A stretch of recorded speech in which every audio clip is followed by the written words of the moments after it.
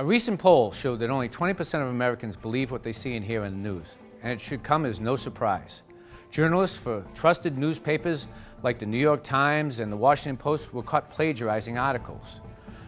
Longtime newscaster Dan Rather based a story about George Bush's National Guard service on forged documents. Newsweek ran a cover story without verifying the truth about soldiers flushing a Koran down the toilet, and the mainstream media pushes their political agenda down our throats and calls it reporting. The truth doesn't matter anymore. It's all about revenue and ratings. With that in mind, let me tell you a little story. I used to wear a necklace with a great white shark's tooth on the end of it. Now, you could see it's very sharp and serrated. Now, one night, I was sleeping, I must have rolled over the wrong way, and the shark's tooth actually poked me hard enough to wake me up. It drew blood, broke the skin. Now, let's use our imagination just a little bit and exaggerate. Imagine I was having a really bad dream and I was rolling, tossing violently. The shark's tooth nicked my jugular vein.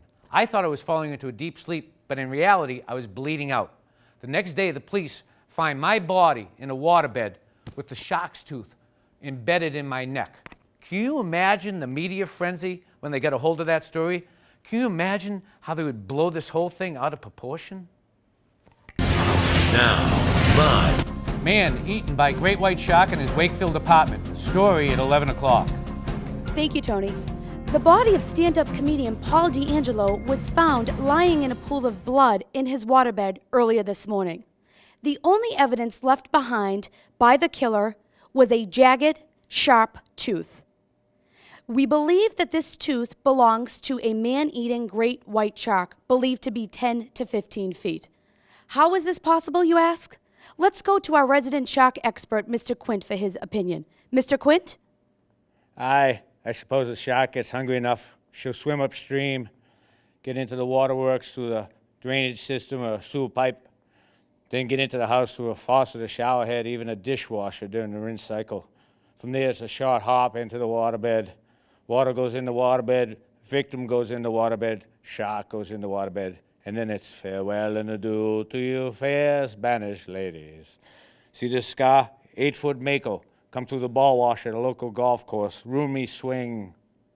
We now go live to a press conference with local police chief Martin Brody. Yes, apparently we have a large man-eating great white shark loose in the town's water supply. All water mains to and from the city have been closed, and we are urging all citizens to stay out of their swimming pools and jacuzzis until the killer is caught. And any men using a public restroom is urged to stay a safe distance away from the urinal for obvious reasons. In related news, Greenpeace has mobilized to protect the shark. The National Rifle Association is urging members to shoot the shark. The federal government is trying to find a way to tax the shark for using the public works. The American Bar Association is suing the shark for impersonating a lawyer. New York Mayor Bloomberg has banned the shark from eating any jumbo-sized people weighing more than 300 pounds. And Governor Deval Patrick welcomes the shark to Massachusetts and has already started the paperwork to get the shark food stamps and a driver's license.